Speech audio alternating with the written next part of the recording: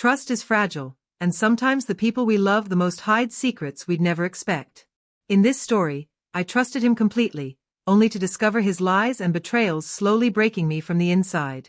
What started as small doubts turned into undeniable proof, and I had to act carefully, quietly, and finally, my revenge revealed the truth. This is a story of betrayal, patience, and justice, and it will leave you questioning who you really trust. I used to believe that trust was simple. You give it once, and if someone deserves it, they protect it. That belief almost destroyed me. The night everything truly began, nothing felt wrong. No shouting. No tears. No warning signs. Just silence. The kind that feels safe until you realize it's hiding something. I was sitting alone in my room, phone in my hand, scrolling without really seeing anything. His last message was still there. Short. Normal. Cold in a way I didn't understand yet. Talk tomorrow. Long day. I told myself not to overthink it. I always told myself that. Because trusting him felt easy. Too easy. We didn't start as some dramatic love story. No fireworks. No movie-style moments. Just comfort. He came into my life quietly, like someone who planned to stay. He listened. He remembered small details. He showed up when I didn't even ask. And slowly, without realizing it, I built my world around the idea that he was solid. That he was safe. People warned me, of course. They always do. You trust too fast. You give too much. Be careful. But when someone looks you in the eyes and promises honesty, you want to believe them. I wanted to believe him. The first crack was so small I almost missed it. He started changing plans. Nothing big. Just delays. Late replies. Conversations that ended faster than usual. When I asked if something was wrong, he smiled and said, "You worry too much." And I believe that too. Because betrayal doesn't arrive loudly. It arrives politely. It waits for you to feel comfortable before it shows its real face. There were moments when my instincts whispered that something wasn't right. A pause before answering a simple question. A phone turned face down. A laugh that came half a second too late. But every time doubt showed up, I pushed it away. I didn't want to be that person, the one who questions everything, who ruins good things by being suspicious. So I stayed quiet. And in that silence, he grew confident. I kept telling myself, if he wanted to hurt me, I'd feel it. But the truth is, the people who hurt you the deepest are the ones who learn exactly how to avoid setting off alarms. Weeks passed. Maybe months. Time moved strangely back then. Some days felt normal, almost happy. Other days felt heavy, like I was carrying a weight I couldn't explain. When I asked him if we were okay, he said yes without hesitation. That word, yes, should have comforted me. Instead, it echoed. I remember one evening clearly. We were sitting together, not talking much. The room was quiet. I watched his face while he looked at his phone. There was a focus there I hadn't seen in a while. A softness that wasn't meant for me. When I asked what he was looking at, he locked the screen and said, "Work stuff." I laughed it off. Made a joke. Changed the subject. But something inside me shifted. Trust doesn't break all at once. It weakens slowly, like a rope fraying thread by thread. And once you notice it, it's already too late. I started paying attention, not in a dramatic way, just quietly. I noticed how he avoided certain topics. How his stories didn't always line up. How he spoke about the future in vague terms, like he wasn't sure I was part of it anymore. Still, I stayed. Because leaving without proof felt wrong. Because loving him felt easier than facing the truth. Because I was scared of what I'd find if I looked too closely. Then came the moment that changed how I see people forever. It wasn't a confession. It wasn't an argument. It was an accident. A message that wasn't meant for me. I didn't open it right away. I just stared at the screen, my heart beating faster with every second. His name was there, but the words below didn't sound like something he'd ever sent to me. They were softer. Closer. Intimate in a way that made my chest feel tight. In that moment, I had a choice. I could ignore it. Pretend I never saw it. Keep living inside the lie that felt safer than the truth. Or I could finally stop protecting someone who wasn't protecting me. I took a deep breath. And I opened the message. What I read didn't break me immediately. That came later. What it did was wake me up. It showed me that the trust one gave so freely had been handled carelessly. That while I was defending him in my head, he was building a life that didn't include honesty. And the worst part? He still looked at me the same way. Still spoke gently. Still acted innocent. That's when I understood something important. The most dangerous betrayals aren't loud. They smile at you. They sit beside you. They let you believe everything is fine. That night, I didn't confront him. I didn't cry. I didn't ask questions. I did something far more important. I stayed quiet. Because I knew then, if he broke my trust slowly, my response would be just as quiet. And final. After that night, everything changed. Not in obvious ways. Life moved on as usual. We still had dinners, still laughed at small jokes, still shared moments that looked normal from the outside. But inside, I noticed the subtle cracks growing, the invisible trails of deception he left behind. It started with tiny things. Little inconsistencies in what he said. Stories that didn't match. Promises that weren't kept. A friend of his that I had never met suddenly appeared in his conversations. He spoke about them casually, like it was normal, and I forced myself to smile. To stay calm. To ignore the creeping unease. I kept asking myself, am I imagining it? Am I just being paranoid? It's a question anyone in my situation asks themselves. Doubt is the tool betrayal uses the most. When someone slowly undermines your trust, they teach you to question your own instincts. And I fell right into that trap for a while. Then came the day he forgot something. Something small but significant. He promised to attend my presentation at work. A small gesture, just being there, nothing monumental. Yet, when I looked up from the crowd, he wasn't there. He didn't call. He didn't even text. When he finally reached out hours later, he claimed traffic, exhaustion, and miscommunication. And I wanted to believe him. I really did. I wanted to hold on to the version of him that I loved. The one who said he cared, who seemed to always have my back. But deep down, a seed had been planted. I started paying attention to details I had once ignored. The way he laughed too quickly at certain messages, the way his phone buzzed and he shielded it from my view, the way he seemed to vanish emotionally when I asked simple questions. Each small lie added up. Each tiny excuse made my heart sink a little deeper. I didn't confront him. Not yet. There's a subtle power in silence, especially when someone thinks they've gotten away with something. I watched him, learned his patterns, and quietly documented every moment of inconsistency. It was during this time that friends began to notice my unease. You're overthinking, they said. You're imagining things, they said. But a few whispered, be careful. Something's off. I smiled at them, reassured them, and told myself it was fine.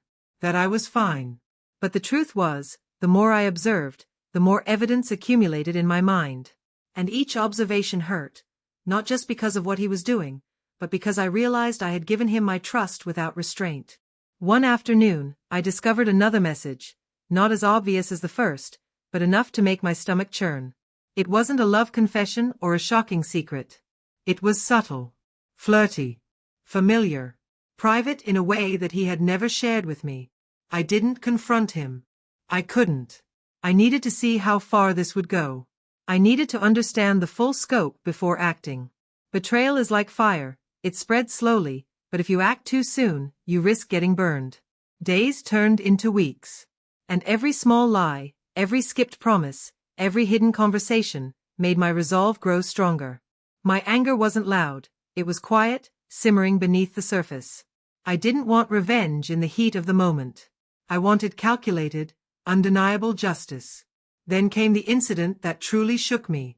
He invited me to a weekend getaway. It was framed as a romantic, special surprise. I was excited, cautiously optimistic, and hopeful that maybe, just maybe, I had misread everything. Maybe he truly loved me, and all of this doubt was just my imagination. When we arrived, everything seemed normal. The hotel room was perfect. The city lights sparkled outside the window. Dinner was lovely. But I noticed the small details that made my blood run cold. His phone vibrated incessantly, and he kept slipping out of the room under the guise of making calls. His laughter seemed forced. And the way he avoided eye contact when certain names came up, it was all too familiar. At that moment, I realized I wasn't imagining anything. Trust had been broken, not once, but multiple times. Each tiny lie had built up to this moment, and I finally saw it clearly. I didn't yell. I didn't scream. I didn't storm out. I stayed. I watched. I listened. I absorbed every detail, committed every lie to memory, and let the quiet rage settle deep inside me. Because I knew that when the time came, my revenge would not be messy. It would be precise. Quiet. Final. The first betrayal wasn't monumental. It wasn't cinematic. There were no raised voices, no confrontation. It was in the silence. I discovered it the same way I discovered everything else, with patience, with observation, with a careful noticing of patterns that most people overlook. He had promised me loyalty, honesty, and transparency. And yet, in that quiet hotel room, I realized how easily he had bent those promises. There was a small, almost innocent-looking message on his phone, one that he thought I wouldn't see. One that didn't seem like much to anyone else. But to me, it was the first piece of undeniable proof that he had been hiding parts of his life, parts that didn't include me. I felt my chest tighten. My mind raced. But I stayed calm. I reminded myself, this isn't about anger in the moment. It's about strategy. Justice. The kind that leaves no room for denial. That night, I didn't confront him. I didn't even speak to him. I sat quietly, letting the storm of emotions rage within me without letting them show. The first betrayal is always the hardest to process. Because it's the moment when you stop asking, why me? And start realizing, why him? From that point on, I began to plan. Not revenge in the classic sense, not revenge fueled by rage. But revenge that exposed everything. That revealed the truth quietly, methodically, and completely. Even after the first betrayal, I found myself hoping. I told myself he could change. That maybe there was a reason for his actions. That maybe love could fix everything. It's strange how people want to believe in the best version of someone they love.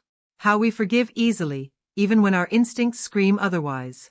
He noticed my hesitations and began acting differently, or at least, what looked like differently. Apologies were more frequent. Gifts were small, gestures calculated. Words were sweet. And for a brief moment, I almost let my guard down. Almost. Because trust, once broken, never fully heals without proof of change. And deep down, I knew that this was temporary. That the real betrayal was still hidden, waiting for the perfect moment to reveal itself. It happened on a quiet Tuesday evening.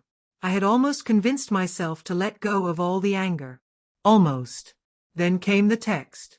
A casual message that wasn't meant for me. One that confirmed everything I had suspected but had refused to face. I read it. I reread it. My hands shook. My mind raced. But no tears. No yelling. Nothing dramatic. I simply stared at the screen, heart sinking slowly as the full picture formed in my mind. This was the moment when I realized, the betrayal was complete. Total. Irrevocable. And in that moment, I understood something important. Sometimes, people reveal their true selves slowly. And sometimes, they save their worst for when you're most vulnerable. After the final betrayal, I didn't act immediately. I waited. I observed. I documented. Every lie, every hidden conversation, every deception was noted. I wanted a plan that was silent, undeniable, and final. I didn't seek confrontation. I didn't want messy drama. I wanted precision. I wanted to expose the truth in a way that left no room for denial. Every step was calculated. Every action measured. Every moment observed. And slowly, the plan formed in my mind, clear and sharp like a blade, but hidden in shadows. The day of exposure arrived quietly. I didn't shout. I didn't confront publicly. I let the evidence speak for itself. Every lie, every secret, every betrayal was revealed in a way that left him speechless, the people around him shocked, and me finally free. Watching him try to explain himself, knowing that everything he had hidden was now undeniable, I felt a strange sense of relief. Not victory. Not satisfaction. Relief. Quiet relief that the truth was finally out, and that I hadn't let anger or desperation control my actions. It was quiet. It was final. And it was exactly what justice looked like when handled calmly, methodically, and without malice. Seeing the shock in his eyes, the hesitation in his words, the uncertainty creeping into every explanation, it was proof that patience, observation, and calm resolve could outweigh rash decisions and emotional outbursts. I didn't need to yell, cry, or fight. The truth had done all the work. In the aftermath, I felt a clarity I hadn't experienced in months. Not joy. Not happiness.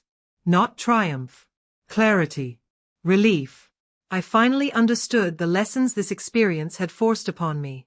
Trust is sacred. Betrayal is subtle but devastating. Revenge, when handled carefully, doesn't need anger. It needs patience, awareness, and strategy.